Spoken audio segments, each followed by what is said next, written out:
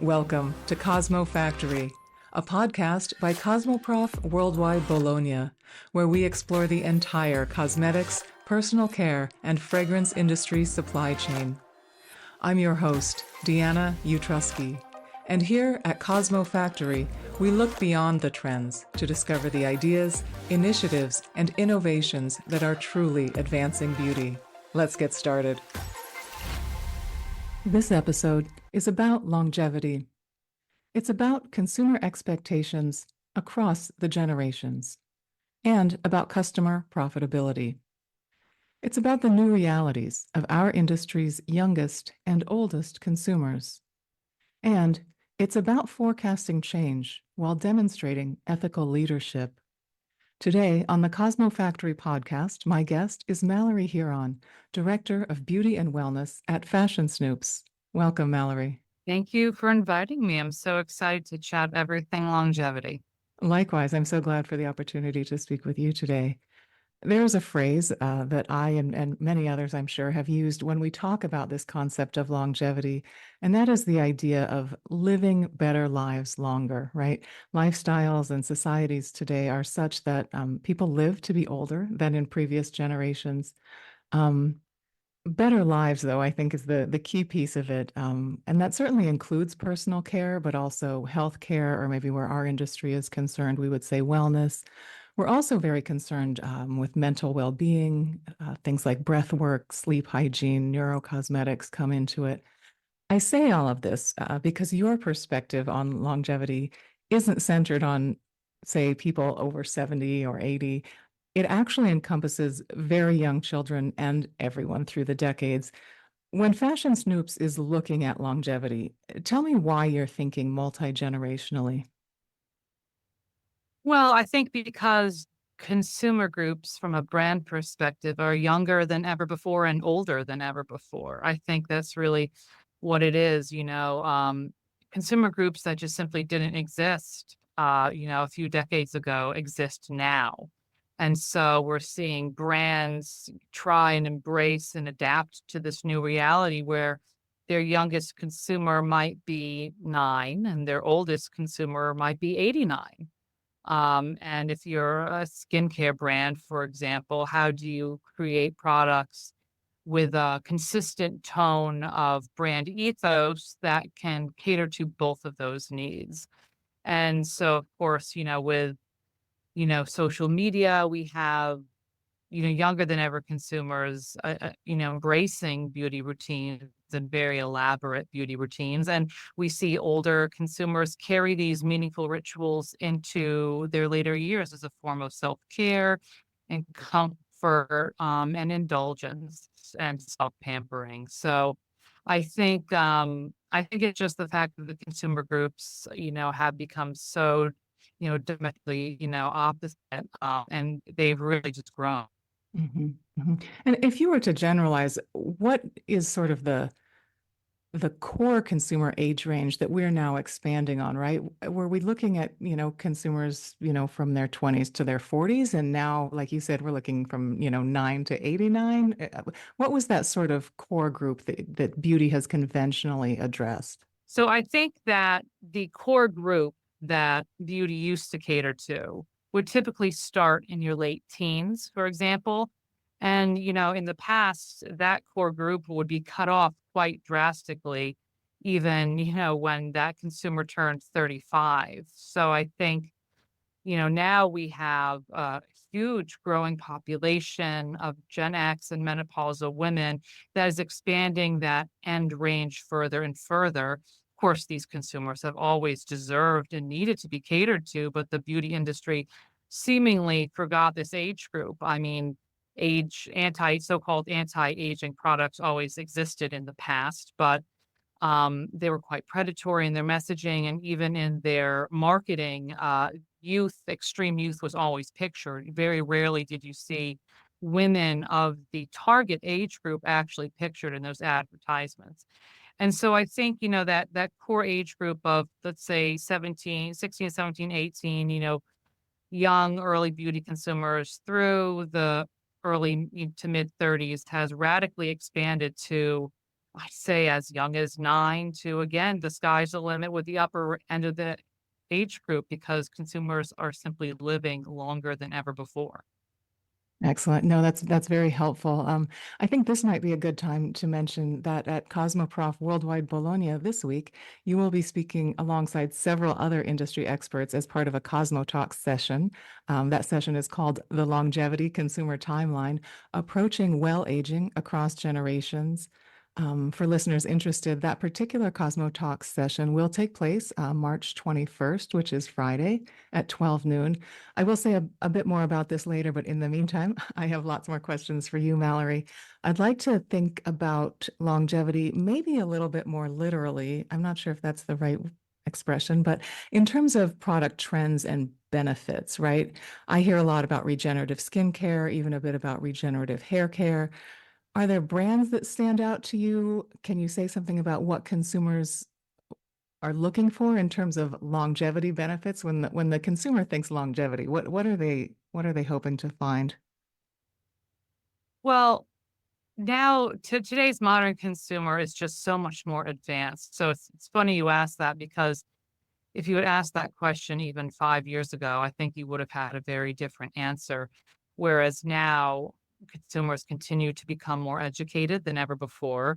And so they're looking for more advanced innovations. So when you say longevity to a consumer now, it means anything from biohacking treatments at their local med spa to, liquid form bioavailable medically formulated supplements that are going to target very specific root causes of aging on the cellular level as some supplement brands claim, as well as, these very targeted, almost surgically precise tweakments, as they're called, to create, the illusion of moving through life, aging as little as possible, which is very much, the mode right now in Hollywood. And so I think, with your average consumer, even just their idea of what is a good anti-aging face cream has expanded by leaps and bounds. In the past, it was just retinol and high degree of moisture for mature skins Yeah, is yeah, typically what was thought of. But now oh, sorry, now we have brands that are targeting specific issues like loss of calcium in the skin in mature skins and nutrient needs in mature skins. So I think that formulations themselves are becoming hyper focused. And as more research is done, and as really important research is done on how ex mature women's skin ages and what is needed to, alleviate or mitigate some of the effects, we're able to have these super hyper targeted formulations. yeah. No, thank you so much. And certainly your remarks have suggested this, but I'll more specifically draw an analogy between longevity and the idea of consumer lifetime value, or CLV. I believe that the common measurement of CLV presumes that a brand acquires a customer at a relatively young age, and that person then remains a customer over the course of their life. But since categories like menopausal and postmenopausal beauty are really quite new, as you've reminded us, might we also think of those as new consumer groups with their own potential for CLV? At this point, I feel like the whole industry is getting a new consumer by serving these women as well, I suppose, as aging men. Is menopausal beauty being taken seriously enough at this point? What are the opportunities here? I think brands can only benefit from embracing this age group. As I mentioned before, it menopausal women are I believe the statistic is they're the largest growing population worldwide. Certainly, um, as you mentioned, which is very important, aging men as well. Um, Populations worldwide are getting older and older, and in certain countries, this has reached a really serious crisis level of government consideration. So, number one, it's an important issue that needs to be dealt with on a top level by organizations and by governments.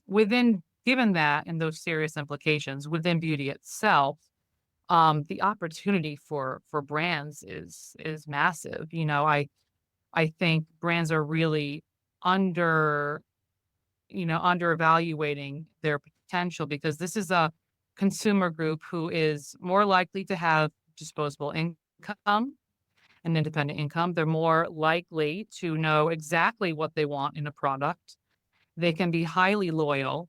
And so this makes them, almost a dream consumer group to cater to. And yet we still see brands approaching them in a very hesitant way or sort of fumbling their attempts at reaching this group. And we see this all the time, brands who are so almost frantic to reach Gen Z. And yet we have this massive group of Gen X menopausal consumers who are a much more, you know, uh, what's the word I'm looking for? A much more stable, I would say, from a trend perspective, consumer group, whereas Gen Z is, they swing from one extreme to another and from one micro trend to the other. There are certainly many things that are predictable about them, but they are a very diverse consumer group in their needs and in their ever changing desires. So it's just ironic that brands continue to overlook this group when if they're looking for the ideal, predictable, loyal consumer, this group is right there. Yeah, no, that's an interesting point. And I'm not sure if this is the sort of data you observe, but it makes me wonder, might brands be concerned about alienating the customer they're most comfortable or most practiced at serving if they start to cater to women in their late 40s, 50s, 60s, and beyond? Might they feel like they're going to lose those younger consumers along the way? Oh, of course, and I think that that's where the hesitation lies, and I think it's unfortunate that the reason they're concerned about alienating those consumers, like, let's say you're a youth-facing brand with fun Gen Z-oriented products, and you come out with a mature skin cream.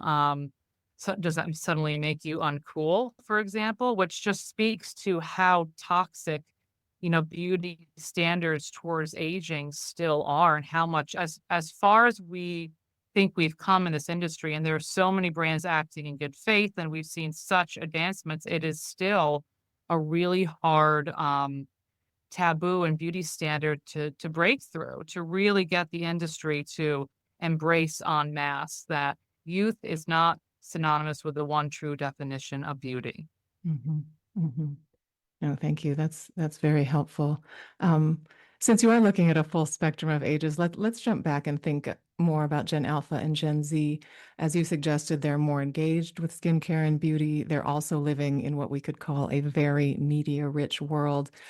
You used the word toxicity just now to think about marketing and aging in particular, but I think this might also apply to both ingredients and percentages or doses of those that are maybe not healthy for young skin. And toxicity can certainly apply to some of the messaging that younger consumers are getting as well.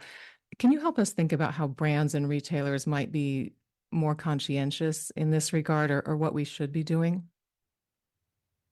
Yes, it's a tricky one because it's natural as a young kid to want to experiment with beauty. We've all done it. Many of us who have been in the beauty industry or are beauty obsessives, we all remember playing with makeup and skincare and, nail care, having fun. And having to want to experiment and emulate older kids, what you see in your parents.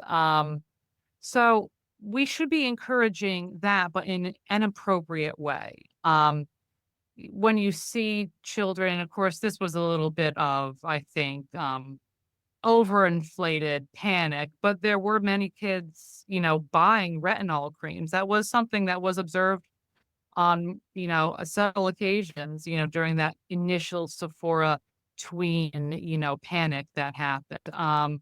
So I think what brands can do in terms of if you want to act responsibly while still capturing this age group is number one, um, speak not just to those young consumers, but speak to the parents and guardians as well. Put out education about what is and what isn't safe in your product range for their children to use. And why. That's the really important part is the why. I think, you'd be surprised how many parents don't understand how retinol works and why it has the anti-aging effects that it does. And so it's important to explain these things. And also, of course, I would uplift images, positive images of aging, even if you're trying to capture Gen Z, because we have Gen Z and Gen Alpha, because we have these two generations that are terrified of aging. You see this on TikTok all the time, talking about how scared they are to age. And that's really a frightening cultural moment that's happening, and it's being fueled by kind of this vicious cycle on social media. And so, if you're a brand, you have a responsibility to interrupt that vicious cycle. So educate parents.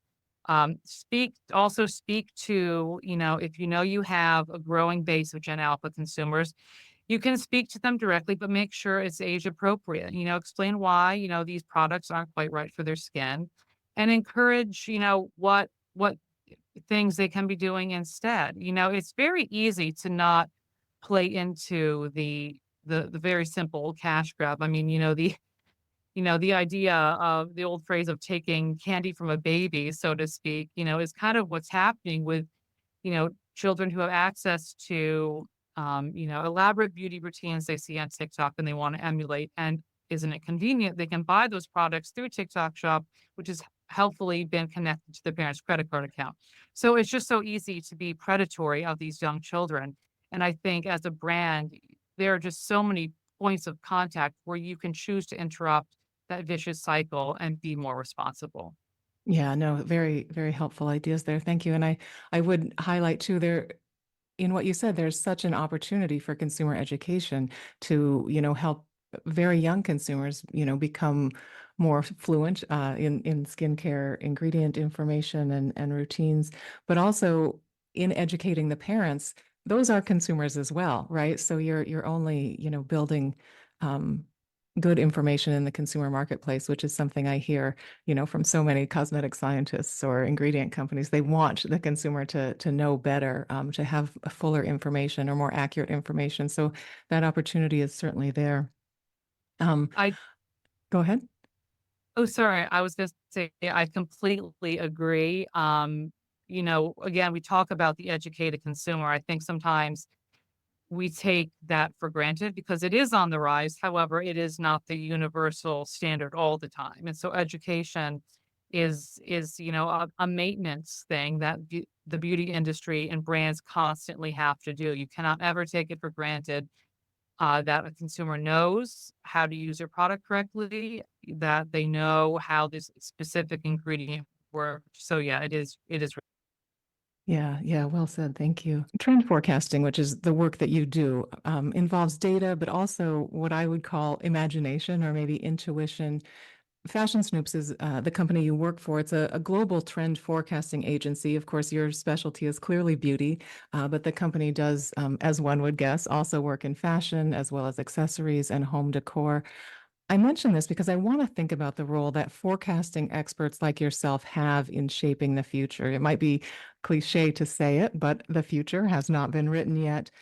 How conscious are you that your work is influencing the choices and changes your clients make? Do you feel some sort of responsibility for, we're talking about what shows up in the marketplace in terms of product and the messaging that consumers see. Tell me about where you sit there. It's a really fine line to walk, and it's something that I'm constantly conscious of.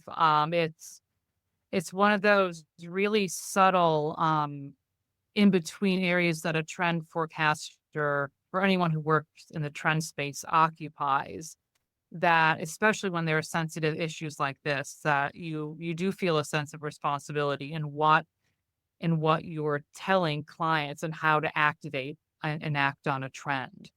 So I think, but on the other hand, it's our role to report on what's happening and what we're seeing in the industry, just from a predictive standpoint, how we're seeing, which direction are we seeing the winds move. So I think I hope that at least that what I have managed to do is, especially, when there are issues like this, we report on always the why behind. behind these trends. And I think that gives us a great amount of leeway to explore some of the nuance of these conversations in a way that hopefully guides our clients towards an understanding of their own responsibility as we pass this trend information along to them. In our reports, we'll dive into why these things are happening and if there are any consumer concerns, or if there's any discussion around the issue that they should be aware of to hopefully inform and at least inform, if not outright influence, where they should take this. It's also helpful. Just from informing our clients, it is important to be aware of potentially sensitive topics like creating skincare for 9-year-olds. If that's something you want to do, how can you do it appropriately and how can you do it well? And it's funny you mentioned that because this is something that we grapple with all the time. But again, our role is to forecast the winds of change, so to speak, and translate all that, cultural macro level goodness into what's happening within beauty. And when these issues come up where we have the opportunity to kind of define how one of these issues is being presented to the industry, I do feel quite a bit of responsibility. Yeah, yeah, and I'm not surprised at your response to my question there, but it's always reassuring to hear that it is top of mind for you, and I know for so many other experts and professionals, as you said, working in the trend space in any fashion. Before we finish up here, I do want to remind everyone listening that Cosmoprof Worldwide Bologna opens this week on Thursday, March 20 in Bologna, Italy. I will be sure to link cosmoprof.com in the show notes. That's where you can get your ticket. You can explore the digital directory of all the exhibitors. You can see the full exhibition map as well. And I will also link you to the Cosmo Talks session where Mallory is speaking on Friday at 12 noon. Until then, Mallory, I am so very glad that you took time to speak with me today. This was very interesting. Thank you for being a guest on the Cosmo Factory podcast. Thank you for having me. This was great. Yeah, you're welcome. I will see you at CosmoProf. Thank you so much for listening. If you find the Cosmo Factory podcast useful, please take a moment to leave us a 5-star review and share your thoughts so even more cosmetic industry professionals can discover the Cosmo Factory. I'm Deanna Utrusky. Please join me again next Tuesday for a new episode of the Cosmo Factory podcast.